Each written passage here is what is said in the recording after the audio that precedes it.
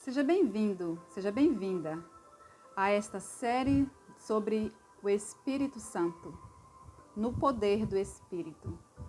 Esta pessoa maravilhosa que o Senhor Jesus prometeu enviar para estar conosco até a consumação dos séculos.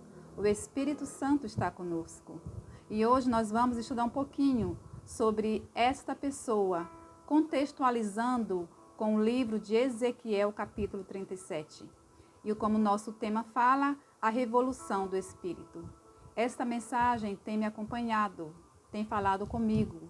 E por isso nós vamos compartilhar, para que ela também seja uma bênção na sua vida. A terra era sem forma e vazia, como diz lá em Gênesis 1, verso 2. A terra era sem forma e vazia, e havia trevas sobre a face do abismo, e o Espírito de Deus se movia, pairava sobre a face das águas. O Espírito Santo, a terceira pessoa da Trindade, ele esteve presente na criação do mundo, junto com Deus e com Jesus Cristo. O Espírito Santo, ele tem uma atuação, podemos dizer, de bastidores. Seu papel é glorificar a Deus. O Espírito Santo, ele trabalha de forma que a gente não percebe, mas a gente sente. Ele nos convence das coisas erradas que fazemos. Ele nos convence a aceitar Jesus. Essa obra é do Espírito Santo. Então é um trabalho que o céu contempla. É um trabalho silencioso. O Espírito que se movia, que pairava sobre as águas, este Espírito causa revolução. Tomando este texto de Gênesis, vamos meditar em Ezequiel capítulo 37, nos versos de 1 a 10. A visão de um vale de ossos secos. Veio sobre mim a mão do Senhor. Ele me levou pelo Espírito do Senhor e me deixou no meio de um vale que estava cheio de ossos. Essa era a visão que Deus mandou para Ezequiel. E me fez andar ao redor deles. Eram muito numerosos na superfície do vale e estavam sequíssimos. Então me perguntou: Filho do homem, acaso poderão reviver estes ossos? Respondi: Senhor Deus, tu o sabes. Disse-me ele: Profetiza a estes ossos e dize-lhes: Ossos secos, ouve a palavra do Senhor. Assim diz o Senhor Deus a estes ossos: Eis que farei entrar o Espírito em vós e vivereis. Porei tendões sobre vós, farei crescer carne sobre vós estenderei pele e porei em vós o Espírito e vivereis. E sabereis que eu sou o Senhor. Verso 7. Então profetizei segundo me fora ordenado, segundo eu profetizava, houve um ruído, um barulho de uns ossos que batiam contra ossos, e se ajuntavam cada osso ao seu osso. Olhei e eis que havia tendões sobre eles, e cresceram as carnes, e se estendeu a pele sobre eles, mas não havia neles espírito. Então ele me disse: Profetiza ao Espírito, profetiza ao Filho do Homem, e dize-lhe: Assim diz o Senhor Deus: Vem dos quatro ventos, ó Espírito, e assopra sobre estes mortos para que vivam. Profetizei, conta Ezequiel. Profetizei como ele me ordenara, e o Espírito entrou neles, e viveram, e se puseram em pé, um exército sobremodo numeroso. Verso 11, então me disse: Filho do homem, estes ossos são toda a casa de Israel. A nação de Israel, ela estava em cativeiro na Babilônia. Eles estavam exilados em terra estranha. Mas por que eles estavam em exílio? Por causa da idolatria, por causa da infidelidade do povo à aliança do Senhor. Ezequiel foi levado ao exílio babilônico, junto com o rei de Judá, Joaquim, e mais 10.000 pessoas. Ezequiel foi chamado, no meio daquele povo exilado, ele foi chamado para pregar a casa de Israel, para que houvesse um reavivamento espiritual. Ezequiel ministrou ao povo de Deus na Babilônia. Ele foi chamado para ser profeta de seu povo no exílio. Só que tem um detalhe: a maioria daqueles exilados não aceitaram a mensagem, a pregação de Ezequiel. Algumas dessas mensagens eram de restauração, de esperança futura, mensagem de perdão. Em visão, nós vimos aqui no texto bíblico que o profeta foi transportado pelo Espírito para um vale cheio de ossos, ossos secos, ossos espalhados. No vale de ossos secos, Ezequiel foi confrontado com uma cena de morte espiritual. Esses ossos, como diz a Bíblia no verso 11, representavam toda a casa de Israel. E hoje, fazendo um paralelo conosco, nos tempos finais da história, estes ossos podem representar a mim e a você. O livro de Ezequiel, ele é composto quase em sua totalidade por visões. E no verso 1, nós vemos onde Deus deixou Ezequiel. Onde foi que Deus colocou Ezequiel? O verso 1 responde: Deus deixou Ezequiel no meio do vale. O vale é um lugar escuro. O vale é um lugar sem forma, é um lugar vazio, vazio de vida. Muitos professos cristãos estão no vale hoje sem vida. E Ezequiel, o profeta, foi levado ao vale não como um osso seco. Ezequiel não foi levado ao vale como um osso seco. Ezequiel foi levado ao vale como uma voz de esperança. Hoje nós vivemos uma situação espiritual tremendamente difícil. Vemos situações de idolatria, como o povo de Israel no passado, de desobediência aos ensinos, ao assim diz o Senhor. Mas ainda assim Deus levanta profetas, homens e mulheres, para levarem mensagem de esperança a este vale de pessoas que estão em condição paralela àquela do vale de ossos secos. Pessoas com uma vida espiritual sequíssima. Deus fez Ezequiel andar ao redor deles. Assim como o Espírito se movia lá no início da terra, sobre a face do abismo, Ezequiel andou, Ezequiel se movimentou ao redor daquele vale de ossos secos. Deus fez uma pergunta a Ezequiel. Filho do homem, lá no verso 3, acaso poderão reviver estes ossos? Poderão reviver estes ossos? Poderão essas pessoas hoje, nesta condição espiritual de vida sequíssima, tornarem a vida? Olha o que a serva do Senhor fala no livro Revivamento Verdadeiro. É possível haver um revivamento pessoal em nossa vida? Ela também faz essa pergunta. Na sua vida, na minha vida? Vejamos o que o livro fala no capítulo, na página 9. Isso somente pode acontecer pelo poder do Espírito de Deus. É possível haver um reavivamento na minha vida e na sua vida? Pelo poder do Espírito de Deus. E esse poder é concedido aos que professam fazer parte do povo de Deus, sob a condição única de que demonstrem pela experiência e realidade de seu arrependimento e reforma. Precisamos demonstrar na nossa vida diária arrependimento para que o Espírito de Deus tome conta da nossa vida e nos reaviva. Qual o imperativo, qual a ordem que Deus deu ao profeta? Qual é a ordem que Deus dá a mim e a você? Aqui no verso 4 diz assim: profetiza a estes ossos e dize-lhes: ossos secos, vidas secas, vidas mortas espirituais, ouve a palavra do Senhor. Deus está desejoso em nos reavivar por meio da sua palavra. Por meio da sua palavra. E há uma pergunta: estamos dispostos? Estamos dispostos a reconhecer a nossa necessidade? A reconhecer que nós precisamos ouvir a palavra do Senhor? Deus quer nos restaurar, a começar pela palavra.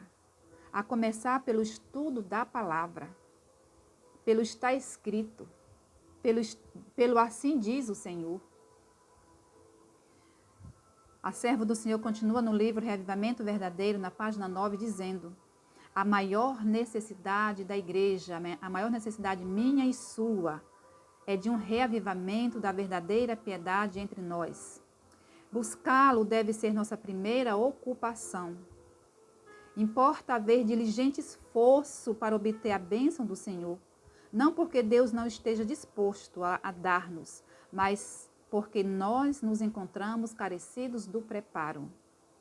Ela diz que precisa haver um diligente esforço, uma busca cuidadosa, porque esta é a nossa maior necessidade. Deus quer nos abençoar, mas nós precisamos nos preparar para receber estas bênçãos.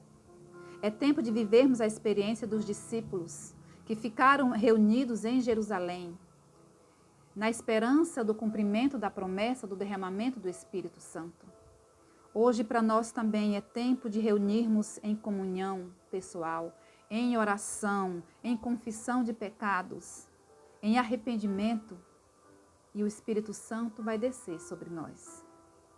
Se nós buscarmos, se nós desejarmos, porque esta, como diz a serva do Senhor, é a maior necessidade nossa e também é o maior desejo de Deus nos conceder o Espírito. Nós estamos secos. Muitas pessoas, muitos professos cristãos estão sequíssimos, assim como a visão daqueles ossos tida por Ezequiel. Qual foi o resultado da ação do profeta? No versos 5 a 10, aconteceu algo tremendo. Nós vimos que, ao ele profetizar aqueles ossos, houve um barulho, houve um ajuntamento de ossos, entrou neles vida, porque o Espírito é capaz de trazer vida. O Espírito é capaz de trazer vida. Quando o profeta diz aqui no verso 9, assim diz o Senhor Deus, vem dos quatro ventos, ó Espírito, e assopra sobre estes mortos para que vivam. O Espírito e o poder de Deus serão derramados sobre seus filhos. Diz a serva do Senhor no livro Evangelismo, página 701. O grande conflito também nos fala, mas faz parte da responsabilidade de seus filhos buscar esse dom. Deus deseja nos conceder porque é a nossa necessidade maior. Mas, por outro lado, nós precisamos buscar esse dom como responsabilidade pessoal nossa. A descida do Espírito Santo sobre a igreja, por muitas pessoas, é olhada como algo que vai acontecer no futuro. Mas é privilégio nosso termos este Espírito Santo, sermos batizados pelo Espírito Santo agora. Nós devemos ir ao seu encontro, devemos orar por este derramamento, devemos crer neste derramamento. Nós precisamos ter este batismo do Espírito Santo, porque o céu espera nos conceder. Evangelismo, página 701. Deus precisa de nós na pregação do Evangelho, nestas últimas horas finais da história. Mas muitos estão sequíssimos e não reconhecem que necessitam serem motivados, reavivados, terem uma revolução da sua condição espiritual pela ocasião do batismo do Espírito Santo. E nós precisamos deste Espírito. Voltemos à pergunta de Deus a Ezequiel no verso 3. Filho do homem, acaso poderão reviver estes ossos? E o profeta respondeu, Senhor Deus, tu sabes. Deus sabe. A resposta a essa pergunta foi revelada quando Ezequiel profetizou aos ossos. Os resultados da mensagem pronunciada aos ossos secos foram as seguintes. Primeiro, os ossos viveram e se puseram em pé, um exército sobremodo numeroso. Deus precisa, Deus deseja, Deus anseia também nos fazer levantar como pessoas reavivadas pelo seu Espírito. Mas reviver não é o suficiente. O povo de Deus revive para uma missão, para um propósito. Assim como a nação de Israel reviveu, precisamos reviver para ser luz para as nações. Estamos nós atentos à obra que se está desenvolvendo no santuário celestial ou estamos à espera de algum poder que agite a igreja antes de despertarmos? Temos esperança de ver toda a igreja reavivada? Tal tempo nunca há de vir. Reavivamento Verdadeiro, página 10. Por isso, se nós pensamos que todos nós iremos reviver, nos colocar em pé num grande movimento, é engano. Porque esta obra da busca pelo Espírito Santo, esta obra pelo reavivamento espiritual, é uma obra individual. Não pense que todos serão cheios do Espírito. Não serão. A menos que cada um se disponha a buscar pessoalmente este reavivamento espiritual na sua vida. Há na igreja pessoas não convertidas e que não se unirão em fervorosa e prevalecente oração. Precisamos entrar na obra individualmente. Não há coisa que Satanás tema tanto como que o povo de Deus desempeça o caminho mediante a remoção de todo impedimento, de modo que o Senhor possa derramar seu Espírito sobre uma enfraquecida igreja e uma congregação impenitente. É o que mais o inimigo de Deus e das nossas vidas teme, é que você e eu sejamos reavivados pelo poder do Espírito Santo. O pecado nos leva para o cativeiro. Somos todos forasteiros em terra estranha. Aqui não é o nosso lugar. Babilônia não é o nosso lugar. Jesus já pagou o resgate. Acorda, igreja. Acorda. Esta terra está com os dias contados. Precisamos reviver e reviver para um propósito. Precisamos buscar este batismo do Espírito Santo, termos a nossa vida revolucionada pelo poder do Espírito Santo. Ezequiel foi chamado para pregar a casa de Israel, para que houvesse um reavivamento. Somos chamados a buscar o reavivamento espiritual, pessoal e individual. É possível? É possível, sim. Como ele disse aqui, ouve a palavra do Senhor. Temos ouvido a palavra do Senhor? Temos estudado a palavra do Senhor? Temos nos deleitado? Temos nos colocado à disposição para estarmos na presença do Senhor? Para buscarmos dele o entendimento? Nós estamos vivendo por conta do tempo de Deus. As profecias estão se cumprindo de forma rápida. E de repente, Jesus vai voltar. Mas enquanto ele não vem, como estamos? Estamos secos? Sequíssimos? De que forma nós estamos nesta etapa da nossa jornada em direção a Canaã celestial? Assim como Ezequiel, nós também somos confrontados com uma cena de morte espiritual dentro da igreja de Deus. Há quanto tempo aqueles ossos estavam secos? Nós não sabemos. Eles tinham aparência humana, mas não tinham vida. Eles estavam secos.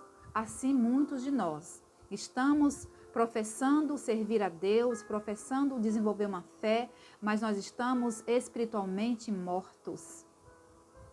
Tendo a aparência de que estamos vivos, mas estamos mortos. E muitos não percebem a sua condição. E Deus nos chama para ouvirmos a sua palavra. Deus nos chama para que o Espírito Santo nos movimente. Muitos de nós temos a aparência de que estamos vivos e precisamos que o Espírito Santo paire sobre nós e revolucione a nossa condição de mortos espirituais. Muitos estão sem forma e vazia. E o Espírito Santo está desejoso de pairar sobre nós, sobre você, para te revolucionar, para te fazer se juntar a Deus, para te colocar em pé e te colocar em pé para uma missão. Reflita nesta mensagem e se pergunte: Senhor, como eu estou? Quem sou eu neste vale? Senhor, eu sou um osso seco? Eu sou um osso sequíssimo? Ou eu sou uma voz de esperança? Quem sou eu neste vale de ossos secos, Senhor? Abra os meus olhos para que eu compreenda e perceba a minha real situação. Eu estou com uma aparência de que estou viva espiritualmente? Ou eu estou morto, morta espiritual? Deus tem misericórdia de cada um de nós. E se essa mensagem tocou o seu coração, se inscreva neste canal. Curta esta mensagem para que ela chegue a outras pessoas e compartilhe também, para que as pessoas se perguntem, para que elas possam fazer uma análise de quem elas são nesse momento da história. Se elas são ossos secos, ossos sequíssimos, ou são uma voz de esperança neste vale. Oxalá, Deus, que nós sejamos, como o profeta Ezequiel, uma voz de esperança, para que outros possam serem reavivados pelo poder do Espírito. Querido Deus, obrigada por tua palavra. Nos faça reconhecer a nossa condição espiritual e que possamos desejar sermos reavivados pelo poder do teu Espírito. Em nome de Jesus. Amém.